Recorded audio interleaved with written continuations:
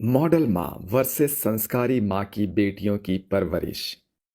अंजलि अपने पति आलोक और 15 साल की बेटी साक्षी के साथ एक बड़े से घर में रहती है। अंजलि एक मॉडल थी। उसका पहनावा, उसका रहन सहन एक मॉडल की तरह था और उसने अपनी बेटी साक्षी को भी अपनी तरह मॉडल बना दिया था। साक्षी 15 साल की उम्र में ही रोज ब्यूटी पार्लर जाती थी और लड़कों की तरह कपड़े पहनती थी। अंजलि में संस्कार नाम की कोई बात नहीं थी, ना ही उसने अपनी बेटी साक्षी को ही संस्कार दिए थे। एक दिन की बात है, अंजलि के घर में उसकी छोटी बहन हिमानी आती है। हिमानी बहुत ही गरीब थी।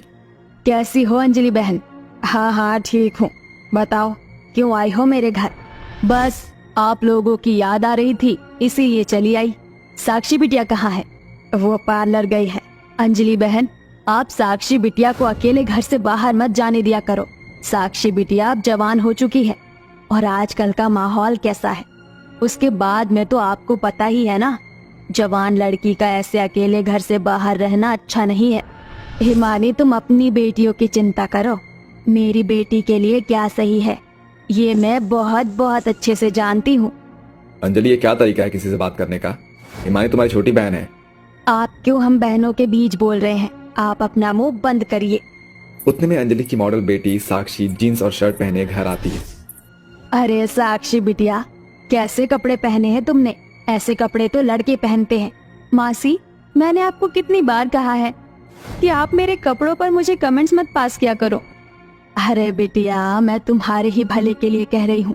तुम एक लड़की हो और तुम्हें ऐसे कपड़े पहनना शोभा नहीं देता। बिटिया, लड़की साधारण सलवार सूट में ही अच्छी लगती है। मासी, आप ना अपनी बेटियों के कपड़ों पर ध्यान दीजिए। मेरे कपड़ों पर ध्यान देने की आपको कोई जरूरत नहीं है। इतना कहकर साक्षी वहां से जाने लगती है। साक्षी, क्या तरीका है बड़ों से बात करने का?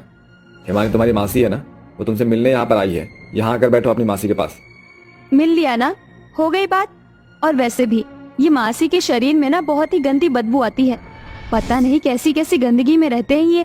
साक्षी की ये बात सुनकर हिमानी की आंखों में आंसू आ जाते हैं। साक्षी, जीजू, जाने दीजिए ना। बच्ची है साक्षी बिटिया, तुम अपने कमरे में जाकर आराम करो। अच्छा अंजलि बहन, मैं चलती हूँ। घर में कविता और सविता मेरी राह देख रहे होंगे। देखो अंजलि, तुम्हारी बेटी के संस्कार तो देखो और बिगाड़ो उसे। इतना कहकर आलोक अपने कमरे में चला जाता है। हिमानी, तुम यहाँ मेरे और मेरे पति के बीच लड़ाई लगाने आई हो? निकल जाओ मेरे घर से बाहर और अपनी मनहूस शक्ल लेकर कभी मत आना यहाँ।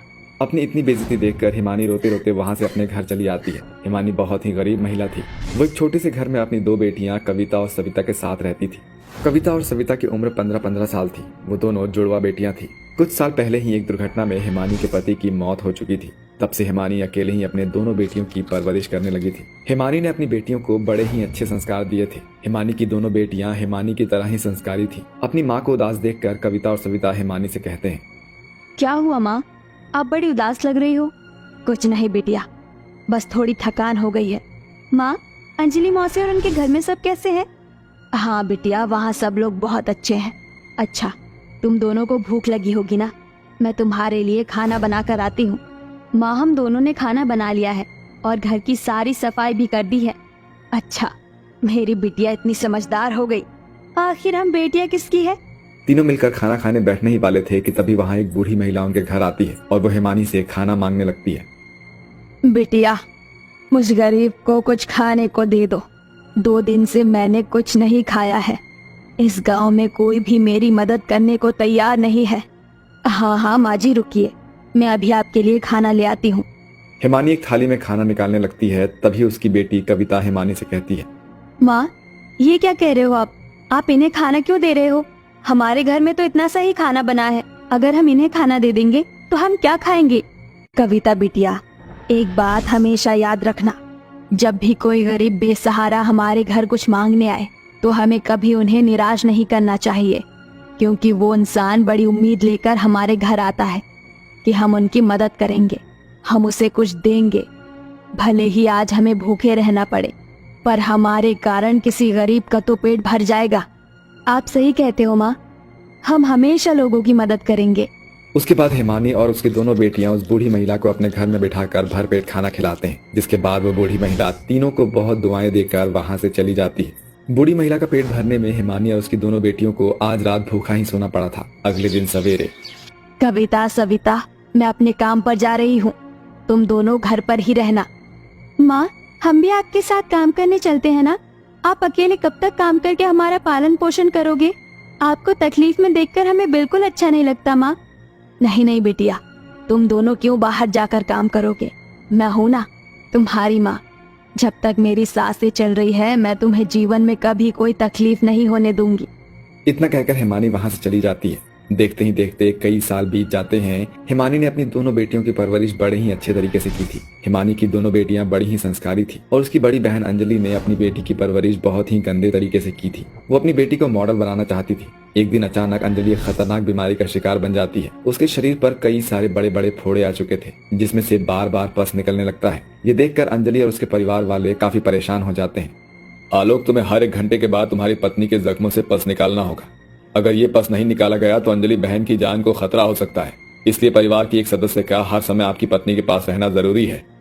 इतना कहकर डॉक्टर वहां से चले जाते हैं। उस समय अंजलि के घर हिमानी और उसकी दोनों बेटियां भी मौजूद थे।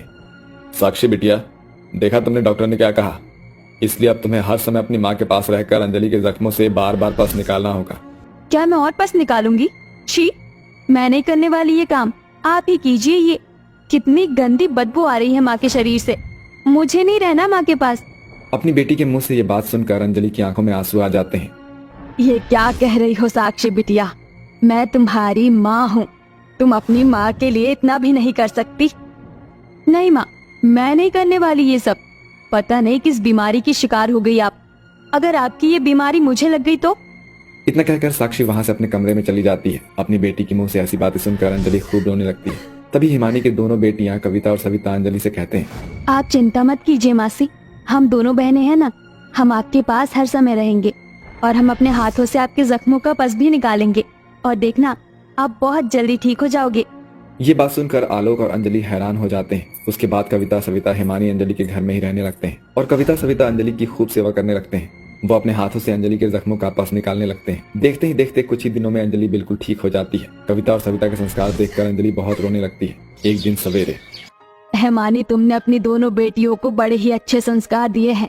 आज मुझे अपने माँ होने पर भी शर्म आ रही है कि मैं अपनी बेटी की परवरिश सही से नहीं कर पाई।